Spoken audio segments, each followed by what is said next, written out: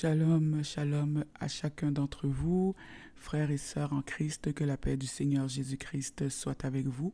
Alors, c'est Douce Colombe Koulia et aujourd'hui, je voudrais faire un partage, une étude sur la parole de Dieu, évidemment. Et cette étude est sur la prière, elle concerne la prière.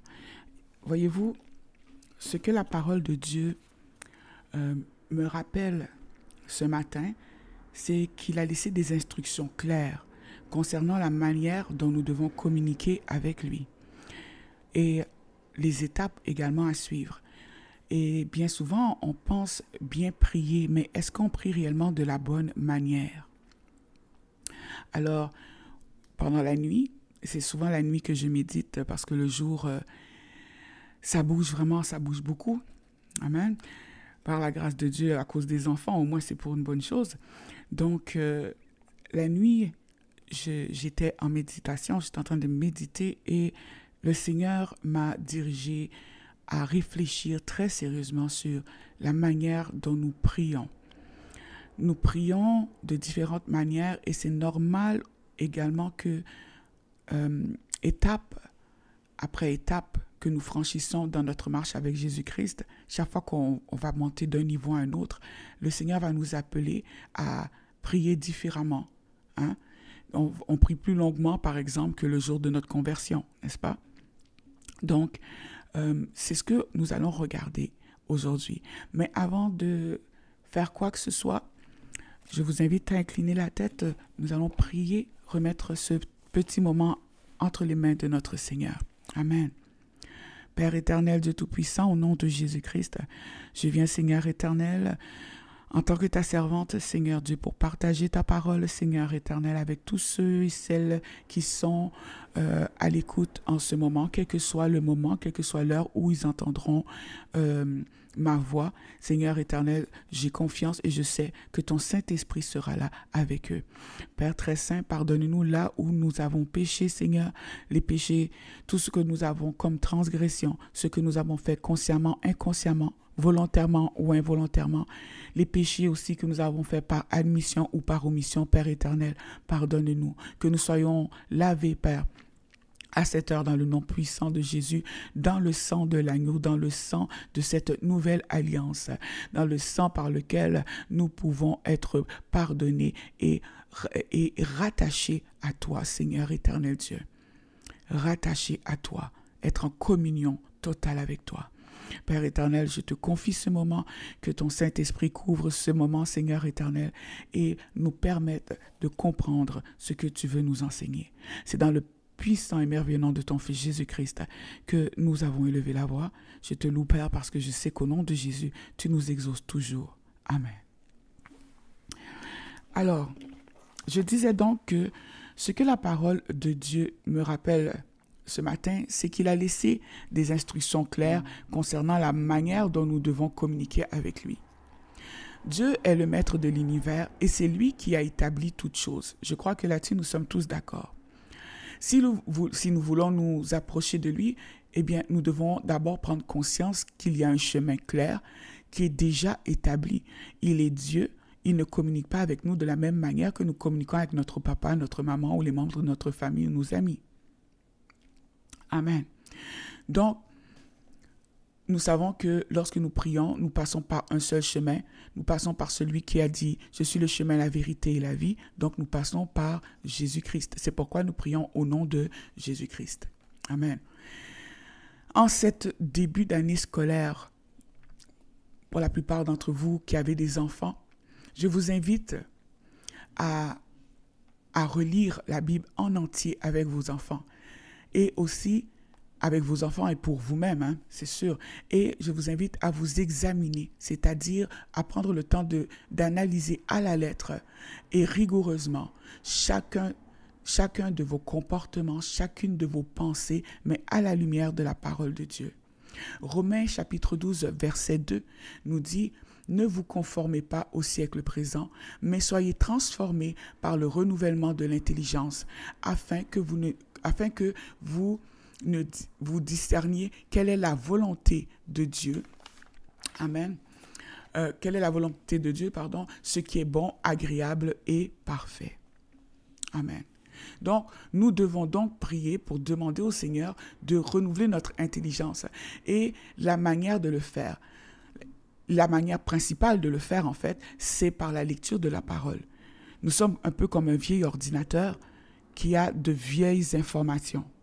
Et lorsque nous lisons la parole de Dieu, notre intelligence est renouvelée avec la nouvelle information. Si dans l'ancienne information que le diable a gravée à notre naissance, il est dit que tu es moche, que tu n'es pas belle, eh bien sache que dans la nouvelle information qui doit être gravée maintenant sur ton disque dur, le Seigneur dit « Je te loue, Père, de ce que je suis une créature si merveilleuse. » Amen. Et mon âme le reconnaît bien. Alors, la manière d'être renouvelée au niveau de notre intelligence, c'est par la lecture de la parole de Dieu. Et c'est vraiment nécessaire. Il faut le comprendre. Lire la parole n'est pas une suggestion, mais c'est une obligation. Nous en avons besoin. Alors, c'est dans cette optique de prier de la bonne manière que nous allons commencer notre année de lecture et d'introspection maintenant. Donc, en ce mois de août, qui est bientôt septembre, qui commencera dans à peu près 48 heures, je vous propose vraiment de prendre un moment avec le Seigneur pour voir, est-ce que, Seigneur, il y a une raison pour laquelle, quand je prie, je ne suis pas exaucé. Je vais peut-être vous étonner, mais les prières, normalement, lorsque nous sommes revêtus à 100% de Jésus-Christ, toutes les prières sont exaucées. Parce que toutes les prières sont conformes à la volonté de Dieu. Lorsque nous sommes 100%, j'ai dit bien 100% plongés dans l'onction. Amen. Et voyez-vous, cette nuit, mon esprit était attiré vers l'importance de s'arrêter sur les paroles que nous disons. Est-ce qu'on dit les bonnes choses? Est-ce que c'est la bonne façon de faire? Prions-nous de la bonne manière. Et on doit aussi se demander, est-ce que présentement, j'ai pris de la bonne manière? Pourquoi? Eh bien, parce que lorsque ça fait un moment qu'on ne se questionne pas sur nous-mêmes, l'homme oublie. On laisse alors des pratiques mauvaises venir teinter nos prières et ces pratiques sont en horreur à l'Éternel. Et vous savez que la prière du pécheur est une abomination devant Dieu. Amen. Alors, pour commencer, je vous invite à ouvrir vos Bibles. Nous allons regarder un passage dans le livre de Jacques au chapitre 4, versets 3 à 5. Jacques chapitre 4, versets 3 à 5. Alors, je lis la parole de Dieu avec respect et considération. Il est écrit, « Vous demandez et vous ne recevez pas, parce que vous demandez mal, dans le but de satisfaire vos passions. Adultères que vous êtes, ne savez-vous pas que l'amour du monde est inimitié contre Dieu? Croyez-vous que l'Écriture parle en vain? C'est avec jalousie que Dieu chérit l'Esprit qu'il a fait habiter en nous. » Amen. Alors, ce passage du livre de Jacques nous met en garde contre une mauvaise attitude dans notre manière ou carrément dans les demandes que nous faisons à l'Éternel. Ce verset souligne que si nous prions avec des motivations égoïstes et dans le but de satisfaire nos propres passions, nous ne recevrons pas de réponse favorable de la part de l'Éternel. Certains diront que oui, ils ont reçu des réponses, mais sachez que les songes et les visions ne viennent pas toujours de Dieu. Et il est très important de savoir faire la différence. Autrement, vous pouvez vous retrouver dans des situations extrêmement pénibles à cause de pièges que le diable vous a tendus. Et dur comme fer, vous étiez sûr que la vision ou le songe venait de Dieu. Amen.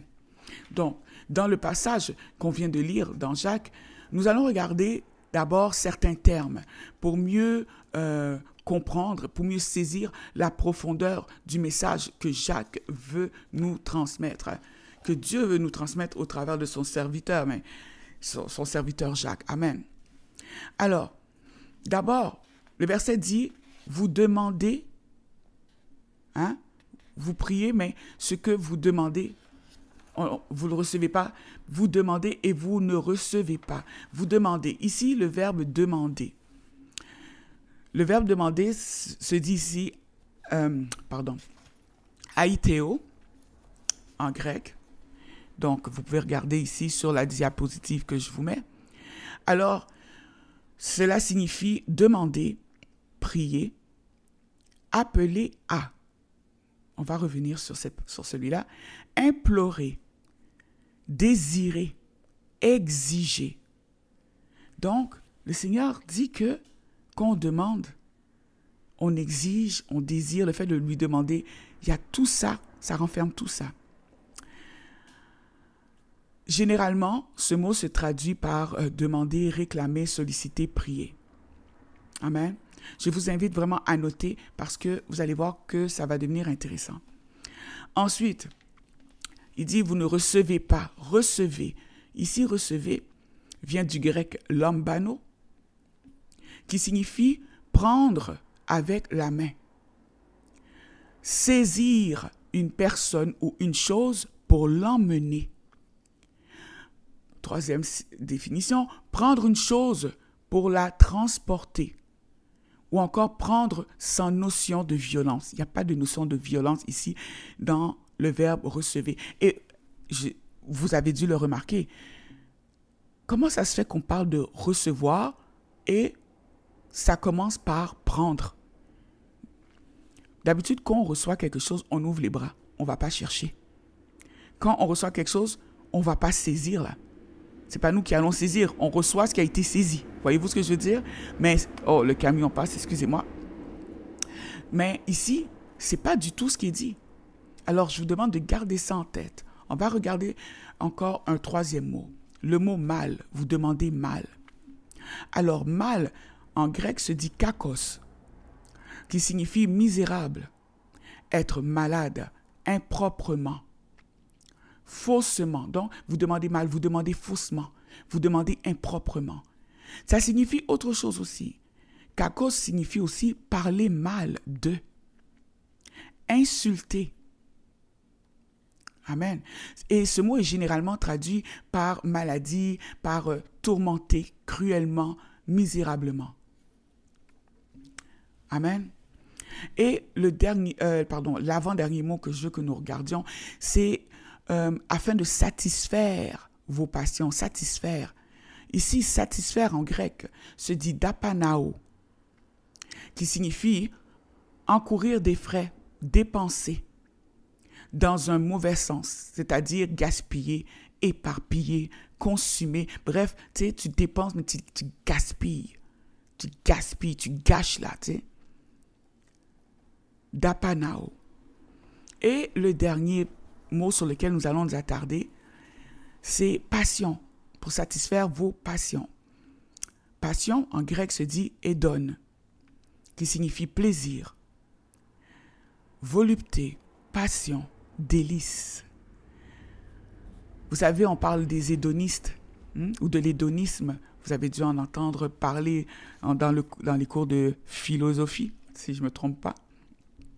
Donc, c'est tout ce qui a rapport avec le côté, avec la chair. Tout ce qui a rapport avec la chair. Amen. Donc, lorsqu'on prend tout ça et qu'on met ça ensemble, on le rassemble, ok? On comprend mieux le sens réel du verset en question. Donc, je vous rappelle le verset. Pardon. Vous demandez et vous ne recevez pas parce que vous demandez mal, dans le but de satisfaire vos passions.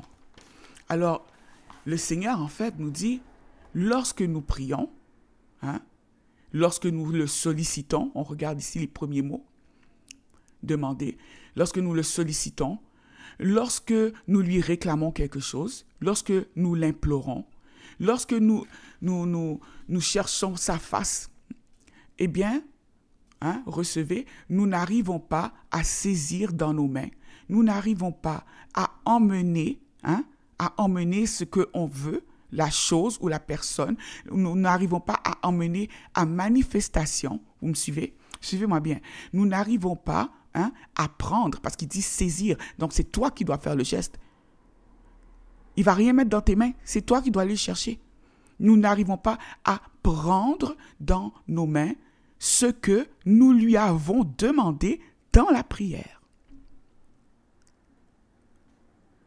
Donc, ce que vous lui demandez dans la prière, c'est à vous de le saisir. Parce que le recevez ici, ce n'est pas comme nous, on le comprend en français. Amen.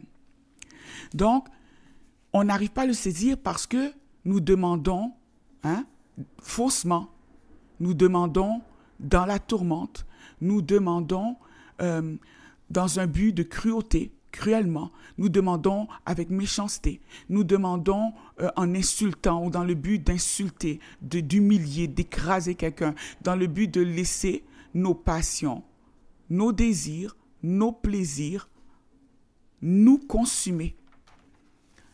C'est nous-mêmes qui sommes consumés, nous gaspiller, nous éparpiller. Oui, on peut être éparpillé, on peut être fractionné, vous savez, c'est un peu comme lorsque vous réfléchissez à une personne et puis en même temps vous pensez aux enfants, puis là en même temps vous pensez à la maison, est-ce que vous avez barré la porte, puis là en même temps vous pensez, oh je dois remettre tel travail à l'école, et puis en même temps vous pensez, oh je dois aller porter les chaussures des enfants, les chaussures de course des enfants. Eh bien, vous savez ce qui se passe, vous êtes éparpillé, vos pensées sont éparpillées complètement. Donc, nous faisons des prières dans le but de pouvoir bien succomber à justement ces désirs-là qui vont nous consumer, nous gaspiller, nous éparpiller. Et c'est intéressant parce que le Seigneur parle beaucoup en disant que nous sommes le sel de la terre, n'est-ce pas? Et au final, c'est que nous serons un sel complètement dissous. Nous serons dissous par quoi? Eh bien, si nous sommes le sel, de la terre, et que nous sommes noyés, éparpillés dans une grande eau sale, cette eau sale, c'est ce que Satan nous offre avec son système, avec sa façon de faire, de voir, eh bien, nous devenons complètement inefficaces. Prendre une cuillerée de sel, le mettre dans votre bain versus prendre une cuillerée de sel et le mettre dans une petite tasse, eh bien, la saveur sera bien différente. Et si vous goûtez l'eau du bain, il y a bien des chances que jamais vous sachiez que vous aviez mis une cuillerée à soupe dedans, de sel. Et que dit la parole de Dieu concernant le sel qui perd sa saveur? Eh bien, il nous le dit dans Matthieu, chapitre 5, verset 13. Il est dit qu'il ne sert à rien. Ce sel-là, il ne sert à rien. Il ne sert qu'à être jeté dehors et foulé aux pieds par les hommes. Alors, je vous rappelle que dans les temps bibliques, le sel était utilisé comme conservateur. C'est un agent de conservation. Ça empêche même la décomposition de la viande. Donc, on s'en servait évidemment pour donner de la saveur aux aliments. Ce n'est pas comme aujourd'hui, là où on peut avoir 50 saveurs de poivre, et puis c'était pas comme ça. Donc, ce qui était considéré, c'était le sel pur, le sel qui n'a pas été altéré. C'est ce sel-là qui avait une grande valeur. Alors, si le sel perd de sa saveur, il sera plus capable d'exercer sa fonction principale. Il devient inutile. Jésus illustre ici le rôle que nous avons dans le monde qui est en déchéance. Si les disciples que nous sommes perdons de notre saveur, c'est-à-dire que si nous ne sommes pas capables de vivre en nous et nous ne vivons pas en accord avec ses enseignements, nous deviendrons inutiles à l'œuvre extraordinaire de la croix. Mais aussi, notre témoignage perdra de son impact, notre témoignage, sera dilué parce que nous-mêmes, nous serons dispersés. À force de prier de la mauvaise manière, il y a une répercussion sur nous-mêmes. Amen. Donc, vous voyez que à quel point le message de Jacques, qui pourtant au départ a l'air vraiment simple, prend tout un coup un aspect beaucoup plus profond. J'aimerais que l'on s'arrête un moment sur le verbe recevoir. Lorsqu'on regarde son sens réel en grec, il ne parle pas de Dieu qui nous donne. Il ne dit pas que Dieu nous donne quelque chose, mais plutôt que il parle plutôt du fait que nous saisissons de ce que nous avons demandé. Donc, ce n'est pas Dieu qui refuse directement de nous donner ce que nous voulons. C'est l'état de notre cœur qui nous empêche d'aller chercher dans le royaume de notre Père, donc dans notre royaume qui est dans les cieux, tout ce que Dieu a déjà prévu pour nous. Tout ce que notre cœur désire et qui est bon pour nous se trouve déjà dans le royaume. Il se trouve déjà là-bas. En d'autres termes, c'est comme avoir une salle remplie de cadeaux. Dieu est devant la porte et la porte est ouverte. Et il attend qu'on aille saisir, qu'on aille choisir, qu'on aille prendre ce que notre cœur désire, ce que notre cœur désire tant, mais c'est nos mains qui doivent être capables de le prendre. Est-ce que nous sommes capables d'aller saisir ce que nous demandons? Et je dis que la porte est ouverte. Comment sait-on que la porte est ouverte? Eh bien, parce qu'il est écrit dans le livre de Jean, chapitre 10, verset 9, « Je suis la porte. Si quelqu'un entre par moi, il sera sauvé. Il entrera et il sortira et il trouvera des pâturages. » Si vous êtes là à écouter ce matin, c'est parce que vous avez Jésus-Christ dans votre vie. Donc, vous êtes entré par la porte. Amen. Donc, nous qui aimons nous plaindre, on dit parfois, voire même souvent au Seigneur, « Pourquoi tu ne m'exauces pas? Tu m'as oublié. Pourquoi est-ce que tu réponds à un tel, mais tu ne réponds pas à moi? » Alors qu'en fait, Dieu ne nous a rien refusé. C'est nous qui ne savons pas comment aller le saisir. Parce que Dieu nous a déjà tout donné en Jésus-Christ. Donc, il ne va pas encore faire l'effort de mettre dans tes mains. C'est pourquoi il dit, « Tu veux recevoir, va saisir. » Prenons ensemble un passage dans 2 Pierre au chapitre 1, versets 3 et 4, qui va comme suit. « Comme sa divine puissance nous a donné tout ce qui contribue à la vie et à la piété, au moyen de la connaissance de celui qui nous a appelés par sa propre gloire et par sa vertu, lesquels nous assurent de sa part les plus grandes et les plus précieuses promesses, afin que, par elles, vous deveniez participants de la nature divine, en fuyant la corruption qui existe dans le monde par la convoitise. » Donc, nous allons nous arrêter là. Donc, Dieu veut que nous soyons des participants de la nature divine. C'est pourquoi Dieu ne donne pas, mais il nous invite à saisir.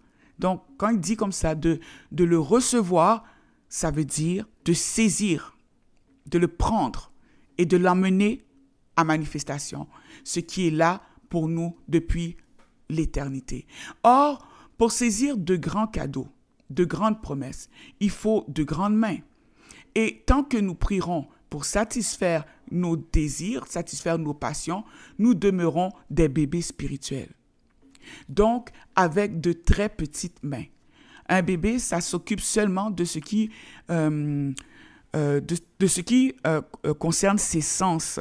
Est-ce qu'il a froid? Est-ce qu'il a chaud? Est-ce qu'il est mouillé? Est-ce qu'il a faim? C'est ça qui intéresse un bébé. Il ne va pas commencer à philosopher avec vous.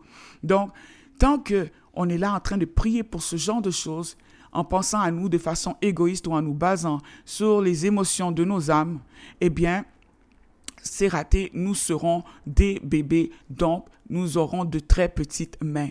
Un enfant de 2 ans peut-il saisir la même taille de cadeau qu'un homme de 30 ans? Est-ce qu'il peut soulever ça? Non, bien sûr. Mais ici, lorsque je parle de 30 ans, le 30 ans n'est pas le nombre d'années de conversion, mais c'est un indice plutôt de la maturité, de la profondeur de la relation que vous entretenez avec Jésus-Christ. C'est une notion que beaucoup de chrétiens ne comprennent pas. Beaucoup de nous avons été enseignés en nous faisant dire qu'on devait être résilient et supporter, attendre que Dieu vienne mettre dans nos mains, comme un petit oiseau qui nous apporte le pain. Ou encore, on s'est fait dire que si on n'a pas telle ou telle chose, Dieu ne te donne pas un travail, c'est parce qu'il ne veut pas. Dieu ne te donne pas un mari, c'est parce qu'il ne veut pas. Dieu ne te donne pas des enfants, c'est parce qu'il ne veut pas. Eh bien, selon la parole de Dieu et selon ce que nous venons de lire, ce n'est pas parce que Dieu ne veut pas, c'est parce que nous ne pouvons pas. Donc, c'est nos mains qui sont encore trop petites pour saisir les bénédictions célestes. Parce que nous prions encore avec une grande immaturité, nous prions encore au premier degré, nous prions encore pour nous, pour notre bien-être seulement. Je ne dis pas qu'on ne doit jamais prier pour nous, parce que c'est pour nous-mêmes, c'est pas ça, mais c'est l'intention. Dieu, c'est le cœur, il regarde. C'est le cœur. Alors, nous prions pour qu'une situation se règle, mais sans tenir compte de ce que Dieu veut. Est-ce que c'est conforme à sa parole? Seigneur, je veux cet homme là-bas, mais tu es déjà marié. Est-ce que c'est conforme à sa parole? Ça ne fait pas de sens.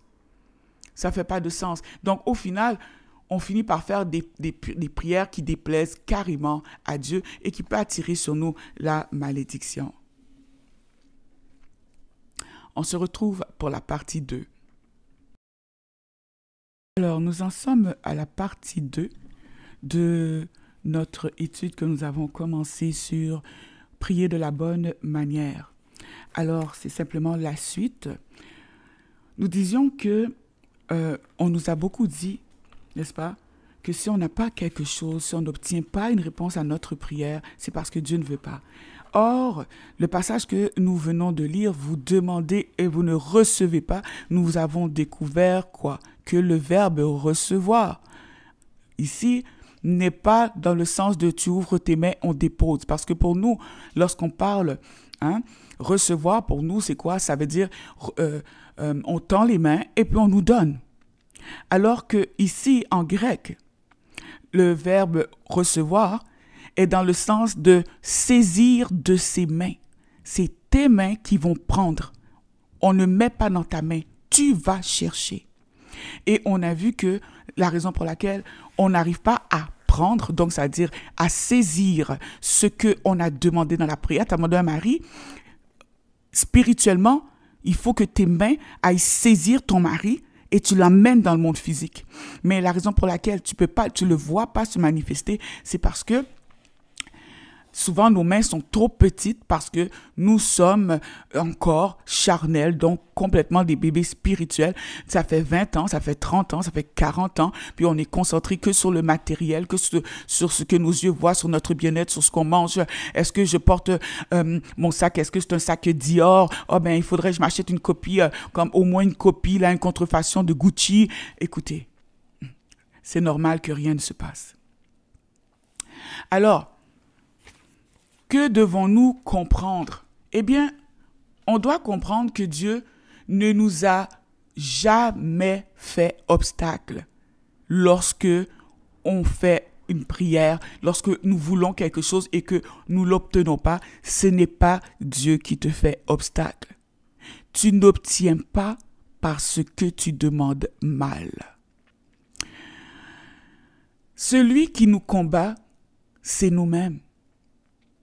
Et c'est pourquoi Dieu nous appelle à évoluer et à devenir matures afin que nos mains soient assez grandes pour saisir tous les trésors, les promesses qu'il y a dans cette grande pièce qui est ouverte, qui est déjà déverrouillée parce que la porte c'est Jésus et Jésus a ouvert et qui n'attend qu'à être saisie.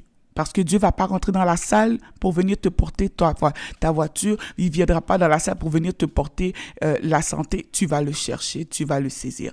Donc, en tant que parent, sur le plan humain, en tant que parent, on est souvent inquiet lorsque on voit que notre enfant ne se développe pas normalement.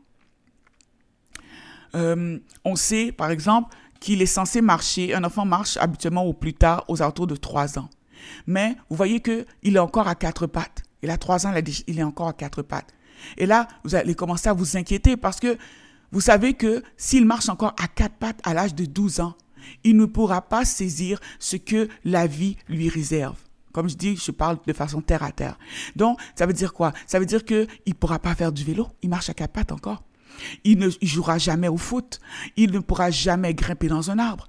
Plus tard, il ne pourra pas se rendre à sa première entrevue d'emploi. Il ne pourra pas conduire un véhicule avec facilité. Il marche à 4 pattes. D'ailleurs, même à 4 pattes, c'est même pas le pied.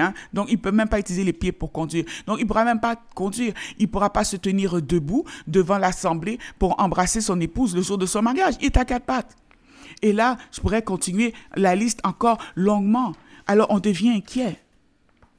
Et voyez-vous comme c'est intéressant de se dire que habituellement, c'est aux alentours de 3 ans maximum, qu'un enfant marche. Et regardez combien de temps Jésus a prêché. Jésus a pris les apôtres alors qu'ils étaient encore des bébés à la mamelle. Et au bout de 3 années, parce que Jésus a prêché 3 ans, ils étaient matures, mûrs, Jésus est parti.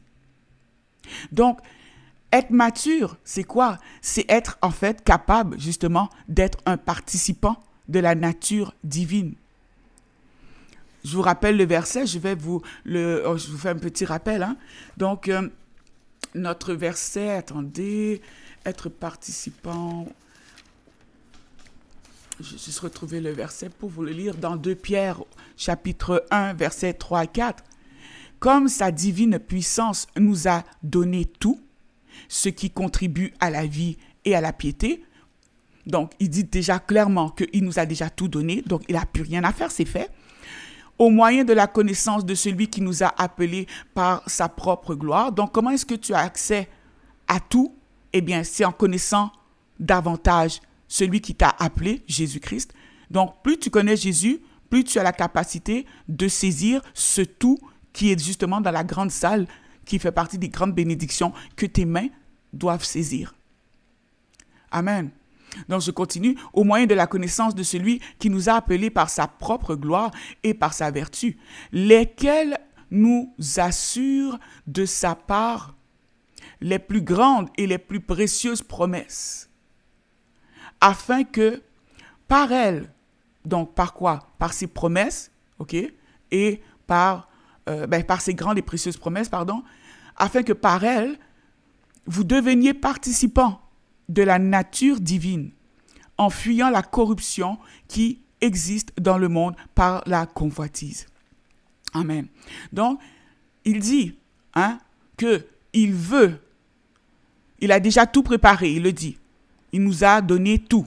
Il nous l'a donné comment? Au moyen de la connaissance de celui qui nous a appelés, qui est Jésus. Donc, plus tu connais Jésus, plus tu comprends comment avoir accès à ce qui t'a déjà tout donné, donc à ce tout-là qui est là dans une grande salle là, céleste qui t'attend. Donc, quand tu saisis ça, ok, ces promesses-là, pourquoi il veut que tu les saisisses toi-même? Ces promesses-là vont t'assurer de pouvoir devenir participant de sa nature. Ça veut donc dire que ces promesses-là, elles sont au ciel, c'est céleste, c'est divin, c'est dans le monde spirituel. Et pour les saisir, tu dois devenir spirituel.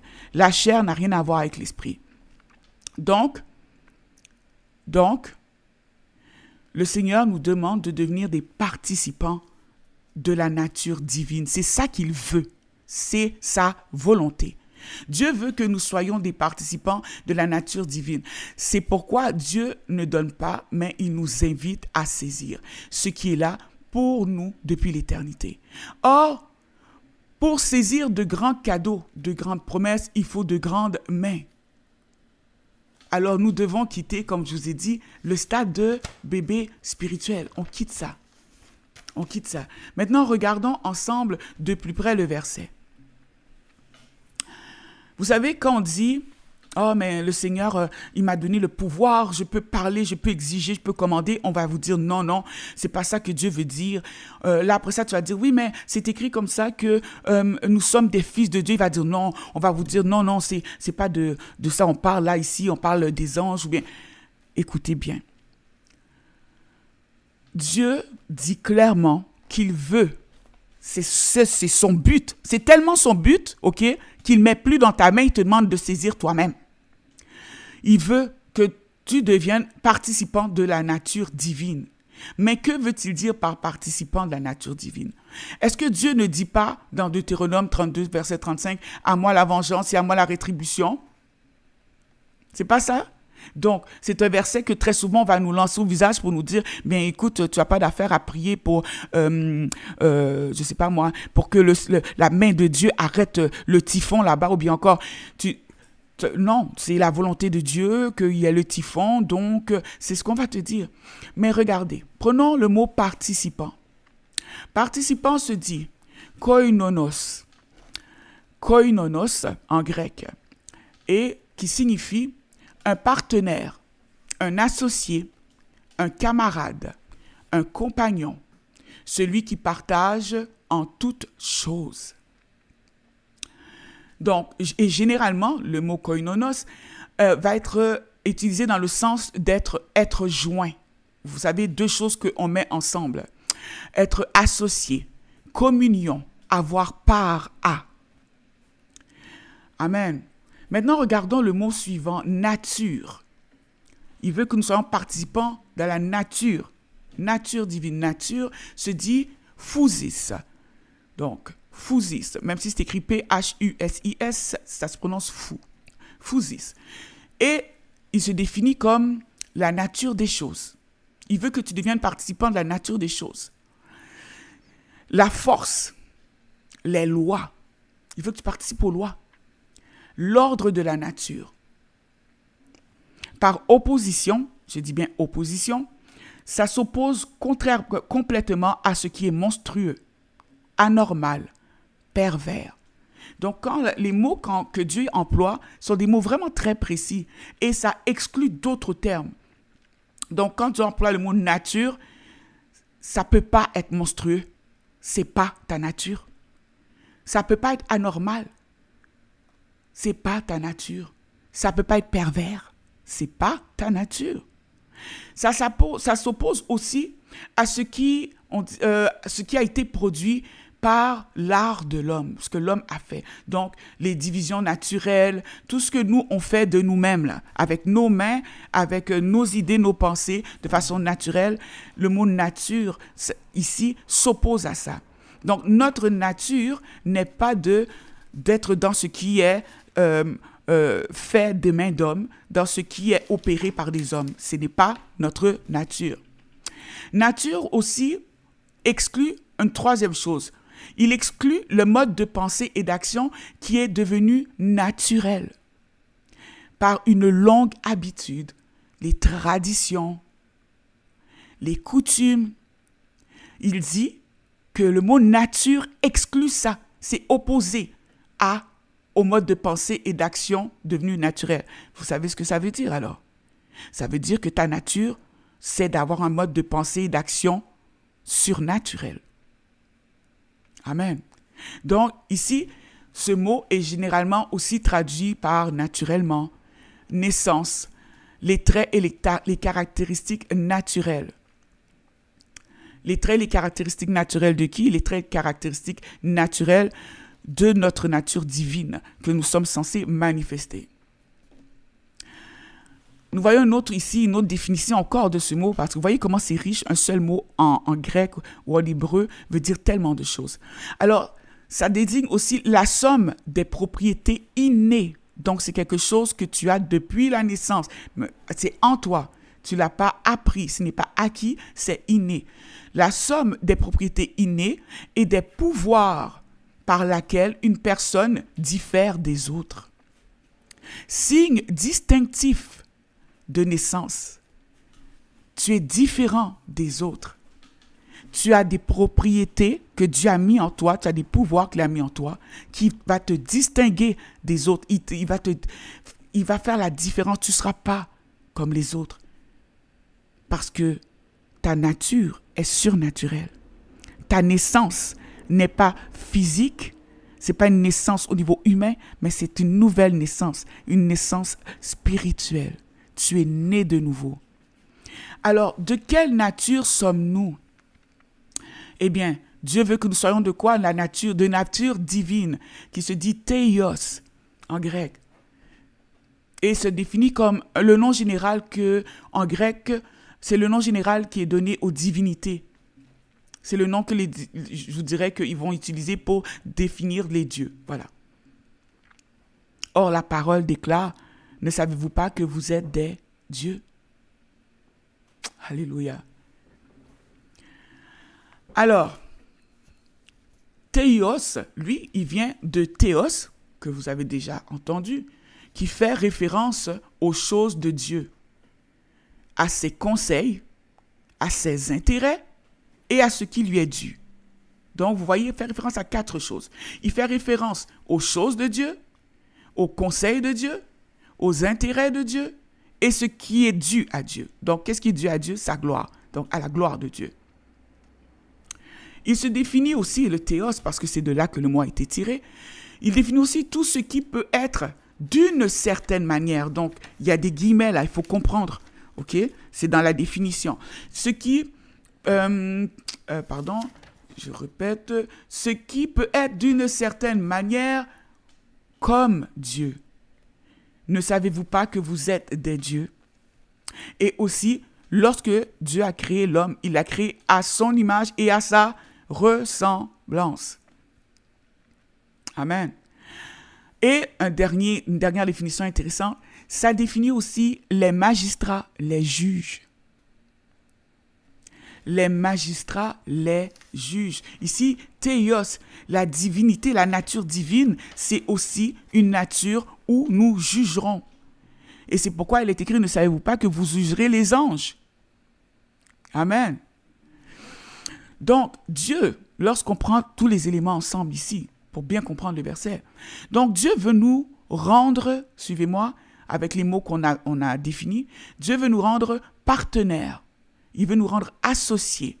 Il veut faire de nous des compagnons de la nature, de la force divine, de la nature divine, de la loi divine, du pouvoir divin. Il nous donne le pouvoir de mettre de l'ordre dans ce qu'il y a autour. Il nous donne le pouvoir de nous ingérer dans, pas ingérer dans le sens de bloquer, mais de participer à l'application des lois divines.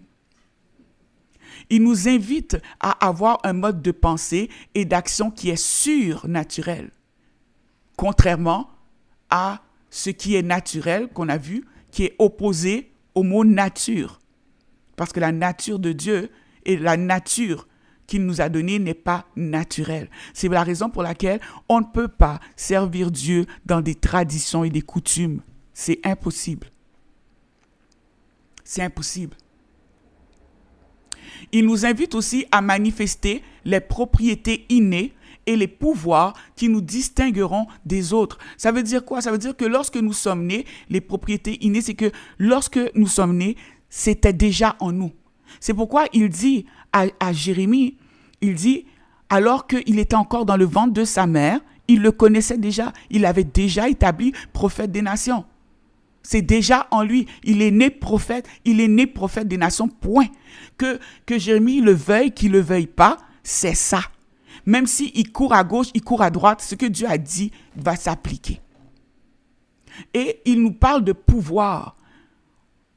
Pouvoir ici, c'est des capacités. Ça veut dire qu'on va avoir des capacités qui est au-delà de ce qu'un homme naturel a. Ces pouvoirs qui seront de nature divine, évidemment. On ne doit pas en avoir peur parce que, étant donné que c'est par le Saint-Esprit, vous pouvez être certain que ces pouvoirs seront conformes à la volonté de Dieu, à la gloire de Dieu, au conseil de Dieu. Amen. J'ai dit à la volonté, il en manque un, hein? À la volonté de Dieu, au pouvoir de Dieu, au conseil de Dieu et à la gloire de Dieu. Excusez-moi, je vais juste vérifier parce que je ne veux pas vous emmener n'importe où. Voilà, donc c'est ça. Donc, tout ce qui va sortir de notre bouche au moment où tu commandes, au moment où tu parles, parce que tu as revêtu Jésus-Christ, donc tu as revêtu la nature divine, tu as revêtu la puissance, donc tu deviens Dieu D minuscule, ok? Donc, tu es revêtu de cette puissance-là, ok? Tout ça, tant que tu seras connecté avec le Saint-Esprit, il n'y aura pas de danger. Parce que ce qui va sortir de ta bouche sera toujours conforme aux choses de Dieu, au conseil de Dieu, aux intérêts de Dieu et à la gloire de Dieu. Amen. Alors, on va continuer. Je disais donc que maintenant... Voilà, donc, j'aimerais terminer cette première étude en revenant un instant sur la définition en grec du verbe « demander ». Le verbe « demander » qu'on avait vu au départ là, dans Jacques chapitre 4, versets 3 à 5. Demander qui se dit « aïthéo », comme on a vu, et qui avait aussi le sens de, à part prier, hein, il revêt aussi le sens de exiger. Le Seigneur dit quand vous demandez, quand vous exigez, il met exiger comme étant un verbe qui qualifie le fait de lui demander. Donc, et il met aussi appeler à. Appeler à quoi? Appeler à. La parole de Dieu déclare quoi? Déclare, il dit la chose arrive, il ordonne et elle existe. Et le Seigneur, c'est lui qui appelle à l'existence ce qui n'est pas. Voilà que maintenant, nous avons le droit de demander, nous avons le droit de haïtéo, donc nous avons le droit de appeler à l'existence. Appeler à l'existence, appeler à manifestation, appeler à paraître dans le monde physique ce qui, devant nos yeux, n'existe pas, mais qui est tiré du monde spirituel. Et ici, exiger, à qui on exige? On ne va pas exiger à Dieu. Dieu, c'est lui l'adulte et nous serons toujours les enfants. OK? Amen. Mais ici, exiger à qui? Eh bien, exiger aux choses invisibles, aux choses du monde spirituel. On exige qu'ils prennent forme dans le monde physique. Donc, au nom de Jésus, j'exige, j'ordonne, je déclare, je décrète que le mariage que j'attends paraît maintenant dans le monde physique au nom de Jésus. Entre maintenant dans ce monde au nom de Jésus-Christ. Toi que je saisis. Voyez-vous? Donc, la manière de penser, la manière de prier est différente. Amen. Donc, il ne s'agit plus maintenant de prier simplement en disant « Ah, Seigneur, donne-moi une maison, tu es assis. Tu attends que la maison vienne dans ta main. » D'accord? C'est que dans 50 ans, tu vas attendre encore. Amen. Donc, la conclusion que je veux donner ici, et c'est elle qui, selon moi, est le plus important, c'est que l'enseignement que Dieu vient de nous donner ici vient directement en opposition totale avec la doctrine qui nous dit que nous n'avons pas le droit de commander. Non, tu ne peux pas commander la terre, d'accord? Qui nous dit que nous n'avons pas le droit d'appeler à l'existence, que nous n'avons pas le droit d'exiger que la terre fasse ceci. On n'a pas le droit d'exiger qu'au nom de Jésus, typhon, tu t'arrêtes. Toi qui frappes le Japon, je t'ordonne de t'arrêter. Non, que tu n'as pas le droit. Parce que ça là, cette doctrine, aussi qui dit que on n'a pas le droit d'ordonner aux situations de nous obéir, que ce pouvoir est réservé à Dieu seulement, et que nous n'avons pas le droit de parler comme si nous étions nous-mêmes Dieu, des petits dieux, des minuscules, que c'est un péché. Bien, l'enseignement qu'on vient de voir ensemble vient renverser complètement ça. Et ce n'est pas moi qui l'invente, le verbe demander. C'est pas moi qui l'ai inventé, je suis pas grec. Et la parole de Dieu, c'est la parole de Dieu et personne ne peut renverser la parole de Dieu. Donc, c'est la preuve que Dieu nous appelle à être actifs. Les prières passives, là, ça fait pas de sens. Ce n'est plus là, on n'est plus là. Dieu nous appelle à être actifs et proactifs dans nos prières. Non pas en lisant des formules toutes faites. Et je sais que je mets des prières. Comme je vous dis toujours, c'est pour vous aider à conceptualiser, à comprendre comment prier, comment formuler. Mais vous allez voir qu'à un moment donné, vous n'avez plus besoin d'écouter ces formules, ces prières-là que je vous ai données en exemple. Parce que votre bouche tout seul va savoir quoi dire. Le Saint-Esprit va défiler dans votre bouche parce que vous allez vous souvenir les versets, parce que le Saint-Esprit va les monter dans votre cœur et vous allez voir, ça va sortir comme de l'eau. Ça va sortir comme de l'eau. Donc, les formules toutes faites, répétitives et qui n'est pas fait avec le cœur, ça n'a aucune valeur devant Dieu. Mais Dieu veut que nous laissions notre nature divine s'exprimer par le moyen du Saint-Esprit. Le Saint-Esprit nous dira comment prier en tant que, entre guillemets, Dieu. Des minuscules. En référence à vous êtes des dieux, et de la bonne manière, c'est-à-dire de manière à être en conformité, en alignement parfait avec les choses de Dieu, les conseils de Dieu, les intérêts de Dieu et la gloire de Dieu. C'est lorsque nous prions de cette manière que nous devenons grands. Nos mains deviennent grandes.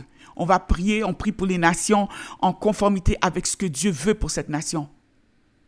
Donc, nos mains deviennent grandes, nos mains vont devenir solides et En priant de cette manière, nous serons capables de saisir ce que Dieu nous réserve comme promesses et bénédictions extraordinaires. Nous ne serons plus des bébés charnels avec de petites mains incapables de saisir ce qui est déjà en place dans une pièce bien réservée, la porte grande ouverte avec Dieu juste à côté. Tout ce qu'il demande, ce sont vos mains. Amen. Alors, que le Seigneur vous bénisse. C'était le premier partage sur prier de la bonne manière. Nous ouvrons ce temps d'introspection avec ce message et je vous reviens samedi. Dieu voulant, nous sommes vendredi. Oh là là, c'est demain. Donc, je vous reviens demain avec David qui, lui aussi, malgré tout l'amour que David avait pour Dieu et toute la crainte qu'il avait de l'Éternel, David a fait beaucoup d'erreurs. Beaucoup d'erreurs. Et nous allons voir que Dieu a appelé Abraham mon ami. Tellement que Dieu s'est même posé la question, cacherai-je à Abraham ce que je vais faire? Ah là là. Dieu qui se pose ce genre de questions. Ça montre à quel point Dieu considère. Parce que pour moi, Abraham, même s'il n'est pas là physiquement, il est là spirituellement. Hein? Le monde spirituel est tout aussi réel, voire plus réel. Donc, à quel point Dieu considérait l'Abraham humain qui marchait sur terre comme un ami. Mais comment expliquer que David, qui lui a fait des erreurs, mais monumentales. On va voir, on va regarder les deux vies. Vous allez vous rendre compte que David a fait des choses épouvantables, mais épouvantables. Et là, je ne parle pas de l'adultère seulement avec Bathsheba, mais des choses épouvantables. Des gens sont morts par milliers, des bébés sont morts à cause de lui. Beaucoup de choses sont arrivées et pourtant, c'est cet homme que Dieu appelle l'homme selon mon cœur. Amen. C'est parce que David savait prier de la bonne manière. Mais il a commencé à prier de la bonne manière à l'âge adulte, lorsqu'il aura pris beaucoup de coups déjà dans les mains de Saül. Et c'est ce que nous allons voir demain. Alors, j'espère que vous avez été bénis, vous avez été enrichis par ce moment de partage. Je vous invite à vous abonner, bien sûr, à la chaîne. Avant, je faisais pas, ils appellent ça faire l'appel à la fin.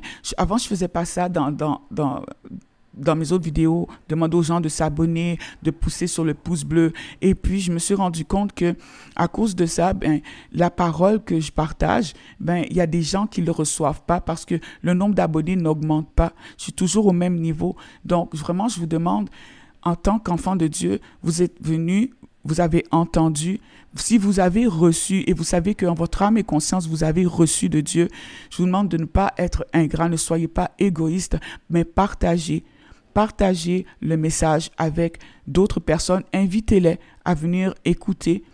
Et je suis ouverte aux commentaires, je suis ouverte aux critiques parce que le Seigneur nous appelle à grandir. Nous sommes des gens matures. Il est temps de grandir. Et également, pour faire ce genre de vidéo, ça demande du matériel. Si vous m'aviez vu à quel point j'ai couru les magasins pour essayer de trouver juste un fil hier et j'ai même pas pu. Finalement, Dieu m'a fait grâce de trouver un vieux fil qui m'a permis de faire cet audio ce matin. Donc, je vois que oui, il y a des besoins au niveau du matériel. Donc, vraiment, si Dieu vous met à cœur de soutenir notre ministère, vous trouverez les informations en description. Alors, mon nom est Douce Colombe Kouya. Je vous dis shalom.